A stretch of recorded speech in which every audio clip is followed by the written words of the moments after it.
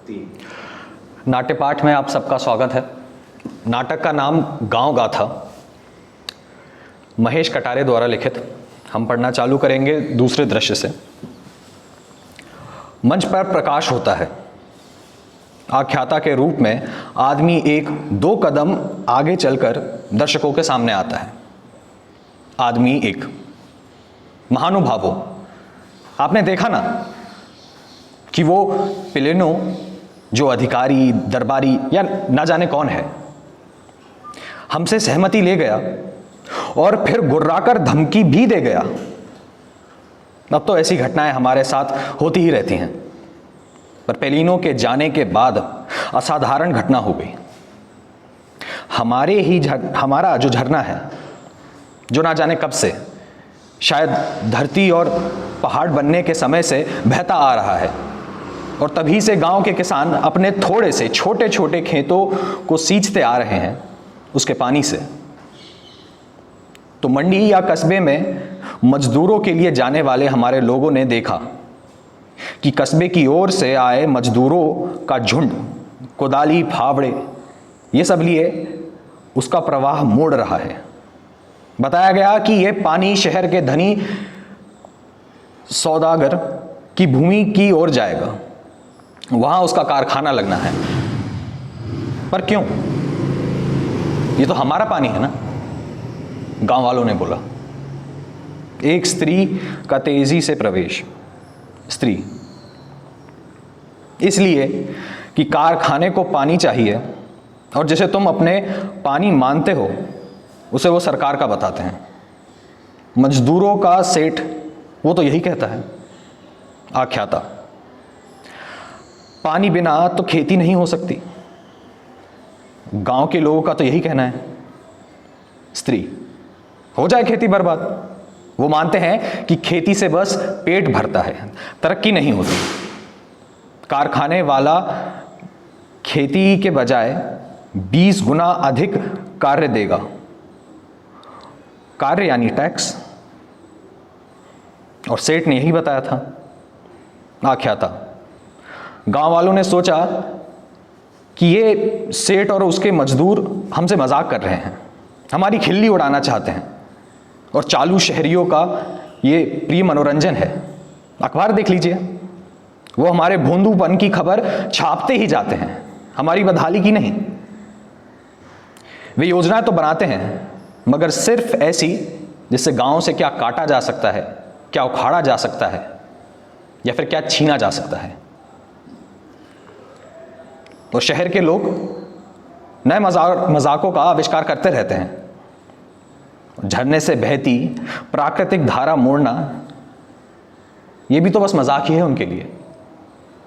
पर गांव तो हमारा बर्बाद होगा। अगर आदमी इसी तरह ईश्वर की रचना में तोड़ फोड़ करे, पानी, प्रकाश, पवन के मार्ग बदलने लगे, फिर तो सर्वनाश होगा। ये तो वही हुआ जैसे राजधानी में सरकार ना हो, यह बताया जाए कि किसान बेहाल नहीं है, या ईश्वर भी ईश्वर नहीं है। कारखाने वाले डॉन कार्लो का चपरासी है वो। हम जान गए कि ऐसे खतरे का इत्तला शहर के कमिश्नर को देना चाहिए, जो और ऊपर खबर करे। पुरुषों का आधा अधूरा काम भी छोड़कर जाना मुश्किल था। जैसे तैसे इसी भांति तो पेट भर रहा था। खेती में काम के दिन तो शहर या मंडी जाकर मजदूरी करनी पड़ती थी। तो हमने मामला औरतों के जिम्मे डाल दिया। आगे क्या हुआ ये मेरी पत्नी आपको बताएंगी। स्त्री एक कदम और आगे बढ़ती है और खड़ी हो जाती है। आख्याता, स्त्री,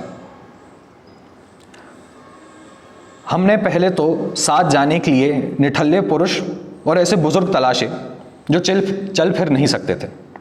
मालूम पड़ा अधिकांश निठल्ले किसी चुनाव के लिए काम कर रहे थे। बुजुर्गों में एक दो तैयार हुए, औरतों को घर के शेष काम याद आने लगे। हाँ, सारसनेरा वो अपनी मर्जी से आ गई। वो अधिकारियों से बात करना अच्छे से जानती थी। एक औरत का साथ लेने में इसलिए संकोच था कि उसका पति 4 सालों से बाहर था और वो गर्भवती थी। उसका गर्भ चमत्कार था। हमने उसे साथ लिया क्योंकि संख्या बल देखकर नहीं, वो सिर्फ संख्या के लिए होता है। देखा देखी में और भी स्त्रियां आ गईं। कहीं जाने के लिए औरतों को कुछ सजने संवरने में समय तो लगता ही है। फिर भी हम निकल पड़े। आख्याता स्त्री मंच के पिछले पार्श्व में पहुंच जाती है। 3-4 स्त्रियां तथा बेल्डिरोसा एवं एक अन्य वृद्ध प्रवेश कर आख्याता स्त्री के पीछे खड़े हो जाता है। सभी के हाथ में पतली घड़ी, डंडियां और सड़ियां हैं। कप्तान बेल्डिरोसा, सुंदर पेट और कंधों पर फैला तुम्हारा एप्रन खूब अच्छा लगता है। सारसनेरा, मर मुए, वैसे तो तुझे कुछ दिखाई नहीं देता, तो पेट कैसे दिख गया? किमोना, बुढ़ा पूरा बहानेबाज है, जो देखना चाहता है सब देख लेता है। बातें करते हुए यह दल आगे बढ़ता है। आख्याता स्त्री, उफ, कितनी तेज धूप हो रही है। वो देखो, वो मजदूर हमें देखकर भाग रहे हैं। सब देखने लगते हैं। किमोना, मजदूर हट गए, मतलब हमारा काम हो गया। अब तो हमें गांव लौट जाना चाहिए। गर्भवती स्त्री, किमोना, यदि तुम डर रही हो तो मुझे बता दो, मैं और मेरिटा हम दोनों अकेले ही चले जाएंगी। किमोना, पर तुम तो गर्भ से हो। मेरिटा, ये पवित्र आत्मा का गर्भ है, तुम क्या जानो। सभी स्त्री पुरुषों पर प्रकाश पड़ता है। आख्याता स्त्री उस निम अंधेरे में जाकर खड़ी हो जाती है और प्रकाश व्रत में आ जाती है। आख्याता स्त्री, दोपहर को हम शहर पहुंचे। टाउन हॉल चौक में हमारे पहुंचते ही लोग हमें आश्चर्य से देखने लगे। टोकरियां वाले, ठेले वाले, खोमचे वाले, ये सब अपनी सामान उठाकर भागने लगे। हम कुछ 16 स्त्रियां और 2 पुरुष थे जो मिट्टी वाले ट्रक में लद कर शहर पहुंचे थे। दुकानदार दुकानों पर ओट लगाने लगे जैसे हम हमला करने वाले हैं। एक दफ्तर के गार्ड ने हमें देख खिड़की बंद कर ली। टाउन हॉल के दरवाजे पर खड़े कारकुन, टाइपिस्ट, अर्दली सब हमें देखकर हंसने लगे। उनकी देखा देखी में कुछ और लोग भी हंसने लगे। नेपथ्य में हंसी कह कहाओं के सुर। सारसनेरा ने कहा था कि वो शहर में सब संभाल लेगी, मगर अपनी खिल्ली उड़ते देख उसकी भी बोलती बंद हो गई।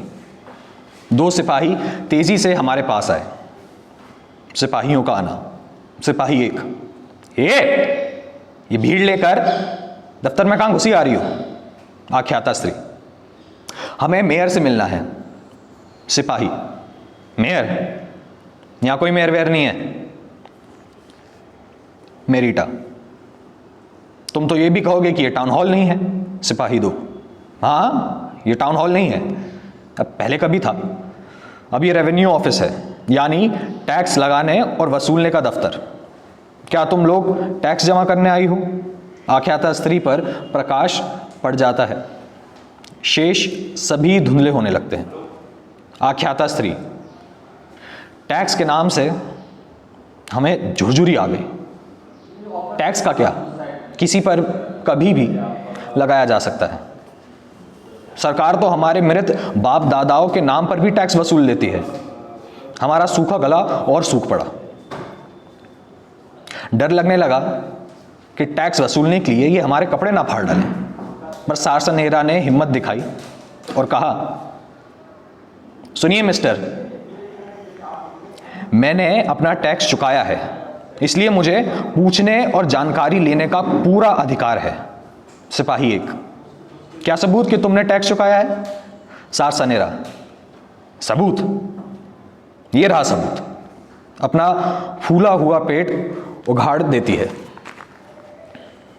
सिपाही हकबका जाता है। अब बताओ, मेयर कहाँ है? सिपाही 2 चिल्लाता हुआ, मेयर मेयर मेयर, बेवकूफ औरत, इतना समझ में नहीं आता तुझे कि शासन बदल चुका है। अब मेयर नहीं होते, माननीय होते हैं, और माननीय किसी से यूं ही नहीं मिल लेते, वो जिससे चाहते हैं उन्हीं से मिलते हैं। दूसरे सिपाही को संबोधित करते हुए, ए नायब, तुम एक गनमैन को साथ में लेकर आओ, इन औरतों और बूढ़ों को शहर से बाहर खदेड़ करो, गंदे जाहिल लोग। सिपाही डंडा उठाकर सबको घेरता है। एक गनमैन और आ जाता है और दोनों स्त्री पुरुषों को खदेड़ने लगते हैं। मंच का चक्कर लगाते हैं। दल भयभीत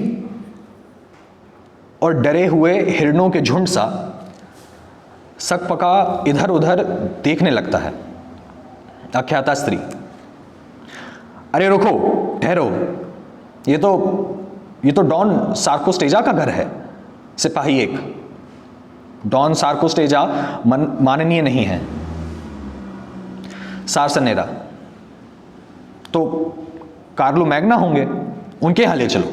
सिपाही 1, ए सुन, ज्यादा चढ़ चढ़ बड़बड़ नहीं, सीधे चलो जहां ले जा रहे हैं। मेरिटा फुसफुसाकर, लगता है ये पुलिस वाले हमें बेवकूफ बना रहे हैं, देखो शहर के छोर पर ले आए हमें। सिपाही 1, जो कहना है इन माननीय से कहो, ये सामने आवास है उनका।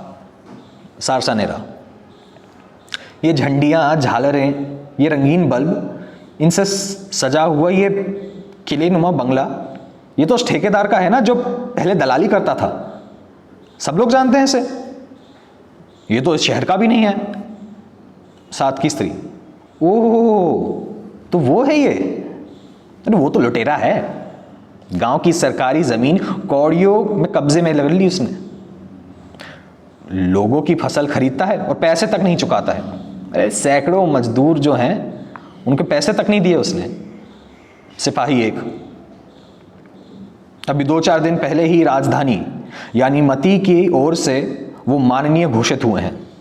सारसनेरा, 4 साल पहले तो सब जानते थे उसको, वो खूब धंधाखोर था, एक नंबर का, पुराने व्यापारी तो पास में बिठाते तक नहीं थे उसे। साथ की स्त्री, जब सिर पर मती का हाथ हो तो कोई क्या करेगा उसका, सबको धकेल कर पीछे कर दिया होगा उसने। मेरिटा, सुना है कि इसके पास नोटों की फैक्ट्री है, जब चाहे जितने चाहे नोट निकाल लेता है और फिर बैंक में जाके मोहर लगवा लेता है। अरे और तो और खुद के बैंक भी हैं 2-4 इसके, जब जो चाहता है, जब किसी चीज की जरूरत हो खरीद लेता है।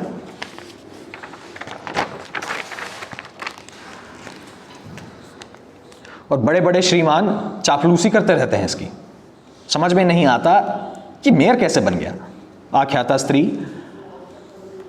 आगे आकर दर्शकों से, हमने ठेकेदार के द्वार पर गुहार लगाई, सभी एक साथ, हम श्रीमान ठेकेदार से मिलने आए हैं, माननीय से भेंट करनी है। नेपथ्य से चिंचनाता स्त्री स्वर, भागो भागो यहां से, क्यों आई हो तुम सब यहां पर, घर में भी चैन नहीं लेने देती। क्या तुम इतना भी नहीं मालूम कि मेरा पति माननीय बन चुका है और आज दावत है और वो यहां पर नहीं है, उससे अगर मिलना हो तो कारखाने पर जाकर उसको पूछो, चलो भागो यहां से। आख्याता स्त्री दर्शकों से, सिपाही हमें उसके लकड़ी के कारखाने पर ले आए, वहां बताया गया कि माननीय शायद खदान पर हो, जो कि दूर थी, और ईंट के भट्टों पर तो हम पहले ही हो आए थे, थक्कर चूर थे, शक्लें बेहाल हो चुकी थी, समझ में नहीं आ रहा था कि करें तो करें क्या। और इतनी गर्मी और धूप से झंझलाई हुई औरतें आपस में ही लड़ने उलझने, यहां तक तो हाथापाई करने लगी। पूरा दल प्रकाश में आता है। किमोना हाफती हुई सारसनेरा से कहती है, मैं तो इसके पीछे पीछे आ गई थी, गलती हो गई मुझसे। वैसे भी धारा बदलने से ठेकेदार का क्या संबंध, ये तो सबको पता है कि गैर कानूनी काम है, तो यहां पर आके हम कर भी तो क्या सकते हैं, क्यों आए हैं हम लोग यहां पर। साथ का वृद्ध पुरुष। अब आ ही पहुंचे हैं तो क्यों ना डॉन कार्लो मैग्ना के यहाँ चले जाएं, और वो हमारा नेता है, हम सबका श्रीमान है वो। सब उसकी ओर देखने लगते हैं, सब सहमति से सिर हिलाने लगते हैं। हाँ चलो चलते हैं वहां पर। वृद्ध पुरुष ऊंची आवाज में, क्या हम श्रीमान कार्लो से मिल सकते हैं? बस 2 मिनट के लिए। नेपथ्य से पुरुष स्वर, श्रीमान कार्लो तो भोजन की मेज पर हैं या फिर एकांत में हो सकते हैं।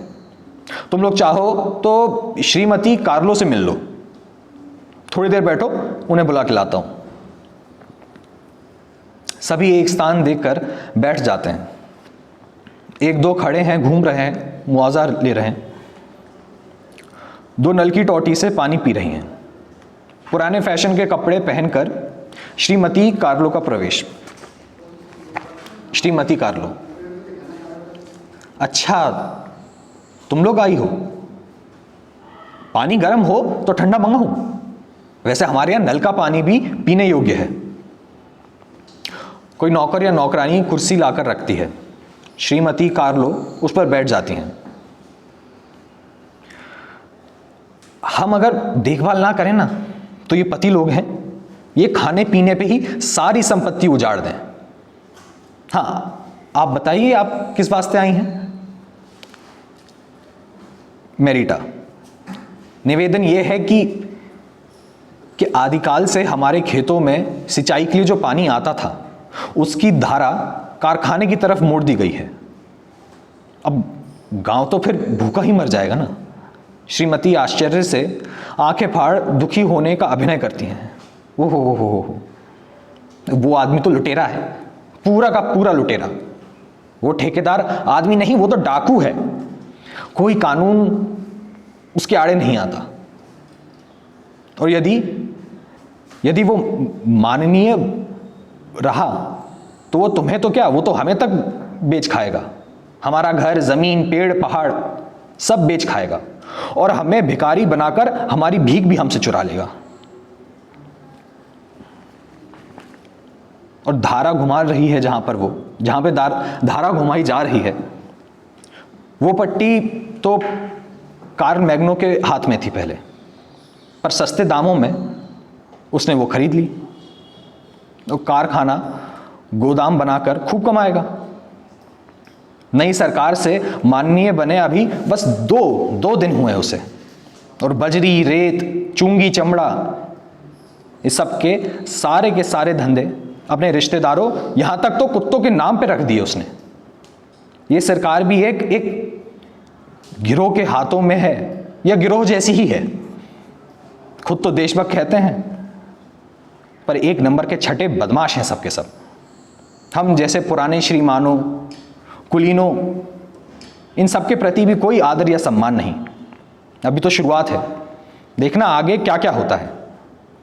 श्रीमती कार्लो के ऊपर प्रकाश कम होकर आख्याता स्त्री पर बढ़ता है। आख्याता स्त्री दर्शकों से, श्रीमती कार्लो बस अपना ही रोना रोए जा रही थी। हम तो बस इतना समझ पा रहे थे कि वो सत्ता और साधन छीनने के दुख में थी। पहले यह भी हम गांव वालों को धुतकारती रहती थी। कहावत है कि जैसा बिछाओगे उस पर वैसा ही सोना पड़ेगा। पर हमारी समस्या थी कि अब हम क्या करें। पूरे मंच पर प्रकाश फैलता है जिसमें वही गांव की स्त्रियां, बड़े वृद्ध और वही आख्याता दिखती है। सारसानेरा आगे बढ़कर,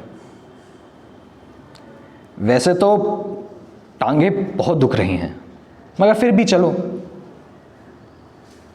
उस माननीय के घर ही चलते हैं। अरे उधर तो देखो, शायद अपने गांव का चरवाहा एंटोनियो जा रहा है। हाँ वही है। आवाज लगाती है, एंटोनियो, अरे एंटोनियो जापा, इधर आओ। हाँ हम यहाँ पर हैं। कहाँ से आ रहे हो? एंटोनियो जापा, अरे मैं अपनी बकरियां चराने पंचायती चारागाह पहुंचा था। तो चौकीदार ने खदेड़ दिया और कहने लगा कि ये ज़मीन अब सरकारी हो चुकी है और ठेकेदार को लीज पे दे दी गई है।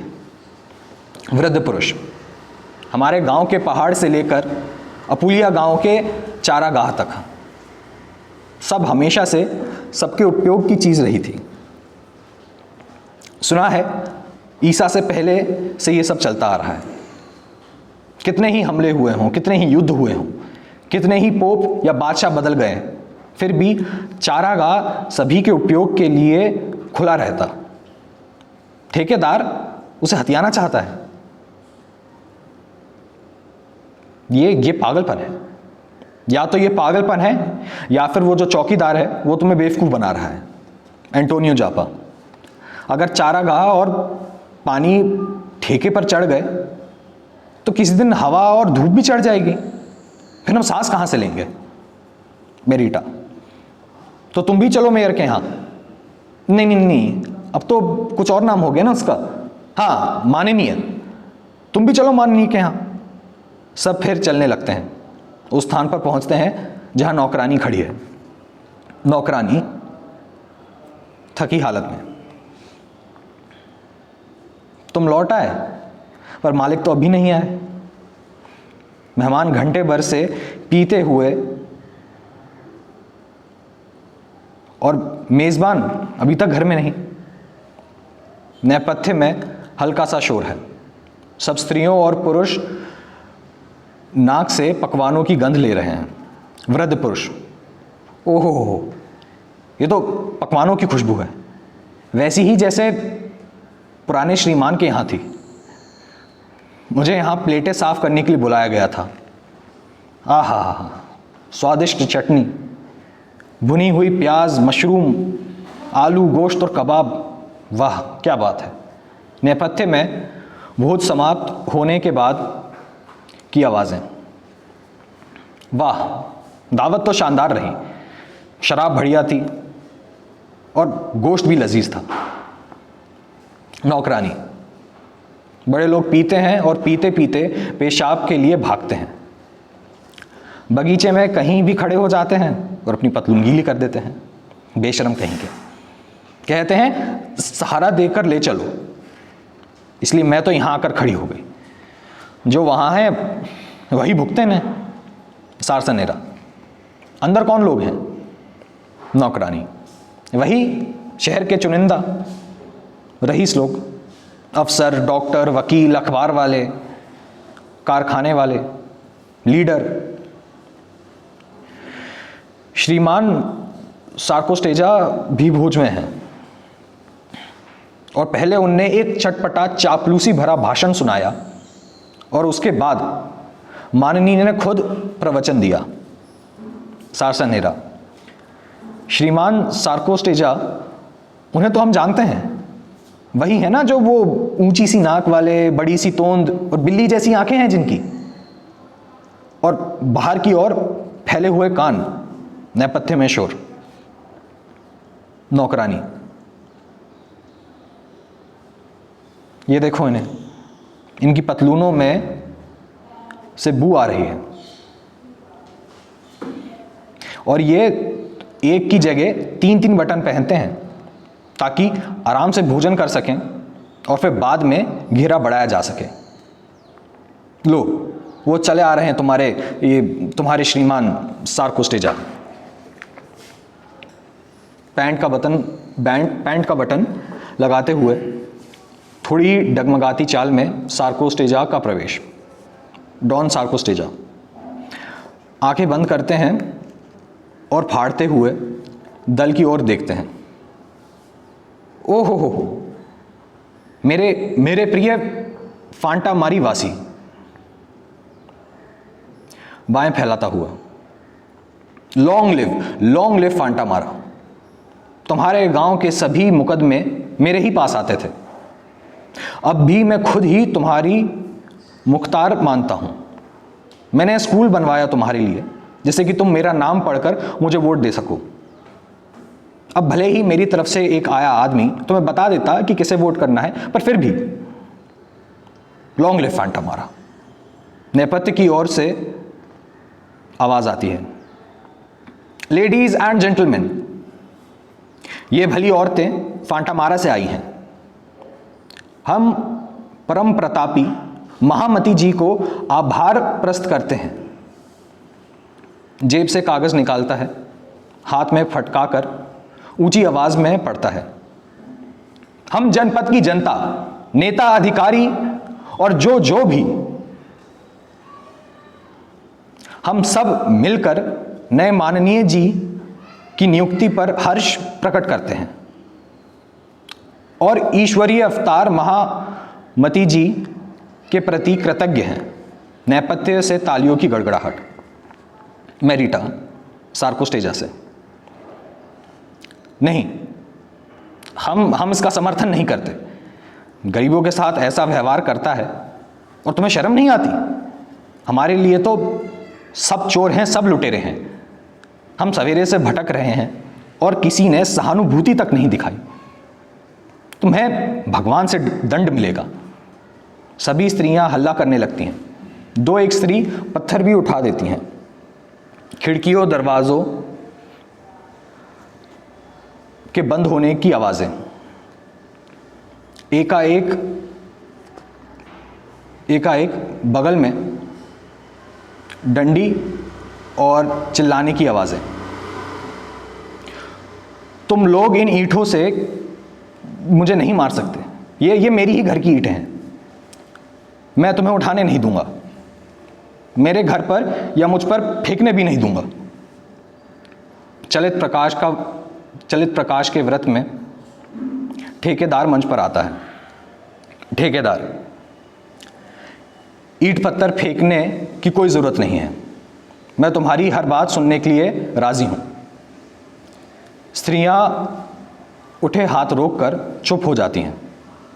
मेरिटा सीन पर हाथ रख एक कदम आगे बढ़ती है, जैसे वो बड़ों का अदब कायदा जानती हो। मेरिटा, माननीय सड़क सुधारने वाले मजदूर हमारे नाले का बहाव बदल रहे हैं, जो बिल्कुल गलत है। हमारा विश्वास है कि उनकी माननीय के लिए आप उन्हें सज़ा ज़रूर देंगे। ठेकेदार, माफ़ करना, अभी ये मेरी निजी समस्या नहीं है। कारखाने, फैक्ट्री, खदान, इनके जो मजदूर हैं वो 10 घंटे भी काम नहीं करते और मैं मालिक होकर 14 घंटे काम करता हूं। मैं उन्हें रोजगार देता हूं और वो बकाया मांगते हैं।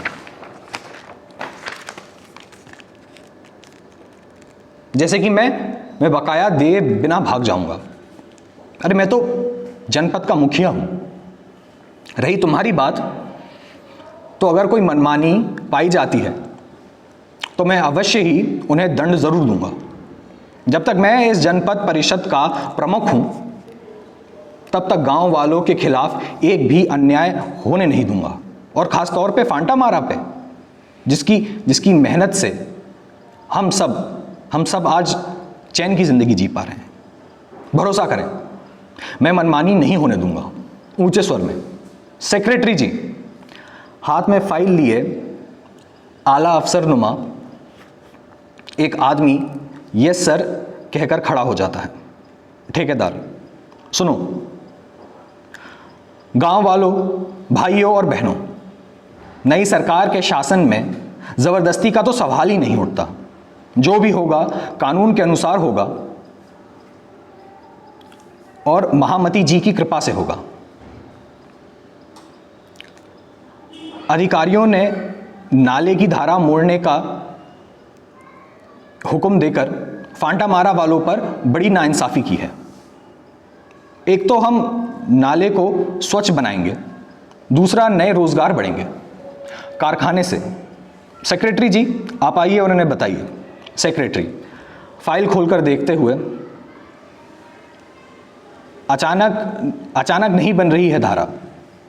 फांटामारा के छोटे बड़े किसानों, आप सब ने मिलकर इस बात की अर्जी दी है, हस्ताक्षर भी किए हैं। सरकार से मांग भी की थी आपके गांव ने कि तरक्की के साधन बढ़ाए जाएं। फांटा मारा के किसान चूंकि साधन उनके पास कम है और ठेकेदारों और इस शहर के और वासियों के पास ज़्यादा हैं, तो फिर वो अपने साधनों का इस्तेमाल कर कर फांटा मारा की तरक्की के लिए मदद करेंगे, कारखाने खोलेंगे जिससे और नई नौकरियां उत्पन्न होंगी। औरतें एक साथ, कोई अपने पांव पर कुल्हाड़ी मारता है क्या? ऐसा हम नहीं करने देंगे। ठेकेदार, सुनिए तो। डॉन सार्कोस्टेजा आगे बढ़ता है। डॉन सार्कोस्टेजा, ये औरतें ठीक कह रही हैं और सही तो कह रही हैं, 1000 बार सही। मैंने हमेशा फांटा मारा वालों का साथ दिया है, बचाव किया है और हमेशा करता रहूंगा। आखिर ये सम्मान ही तो चाहती हैं, इसमें गलत क्या है? स्त्रियां चिल्लाती हैं, हमारी सुनो, हमारी सुनो। डॉन सार्कोस्टेजा, ये सम्मान चाहती हैं क्योंकि ये सम्मान के योग्य हैं। किसान अन्नदाता है, ये जानती हैं कि कानून किसानों के खिलाफ है, फिर भी कानून के खिलाफ नहीं जा रही हैं। ये तो आपसे कृपा के लिए प्रार्थना कर रही हैं। ये माननीय जी के साथ एक सम्मानपूर्ण, मित्रपूर्णता भरा समझौता चाहती हैं। ये जनपद के सर्वाधिकारी प्रधान से नहीं, प्रजा से मित्रजन हितैषी दयालु नेता से प्रार्थना कर रही हैं, जो जनता से खुद ही आए हैं और उन्होंने जनता के लिए सिर्फ त्याग किया है। क्या उससे सम्मानपूर्ण समझौता संभव है? मैं समझता हूं अवश्य संभव है। समझौता होता ही संभव के लिए है। ठेकेदार की ओर देखता है। ठेकेदार कुछ ना बोलकर सेक्रेटरी की ओर देखता है। सेक्रेटरी, अब कानून में क्या ही बन गया है वो बन गया। उससे हटने में कानून बताने वालों को और कानून मानने वालों को आगे दिक्कत होगी। शासक की छवि जो है वो कुछ समझ रहे ना आप, कानून बदलने के लिए काफ़ी उल्टी और लंबी प्रक्रिया पकड़नी पड़ेगी। ठेकेदार सार्कोस्टेजा की ओर देखता है। डॉन सार्कोस्टेजा,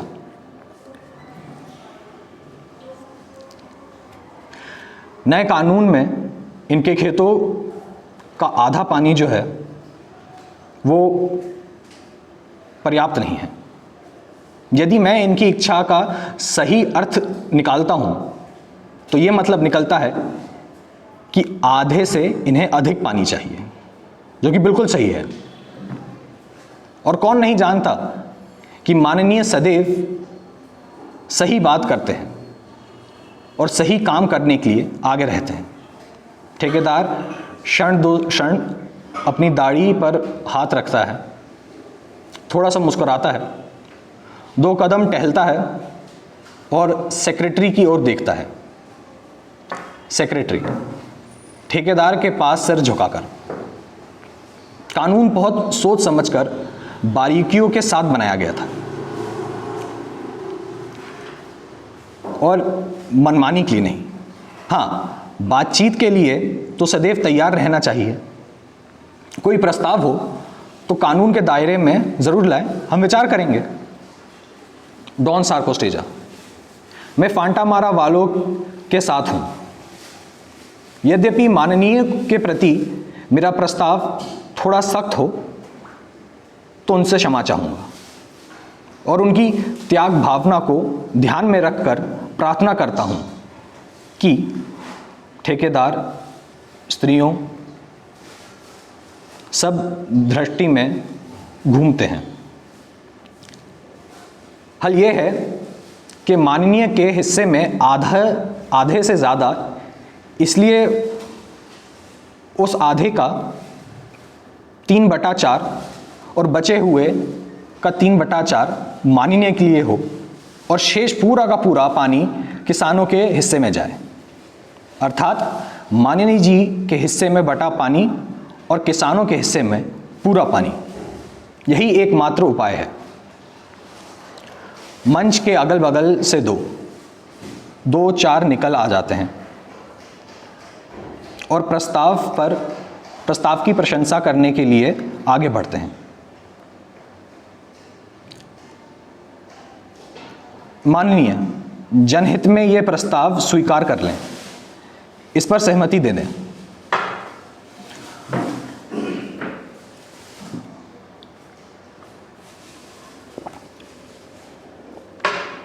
आप तो महान हैं, आप तो हम हैं, और आपसे ही तो हम हैं।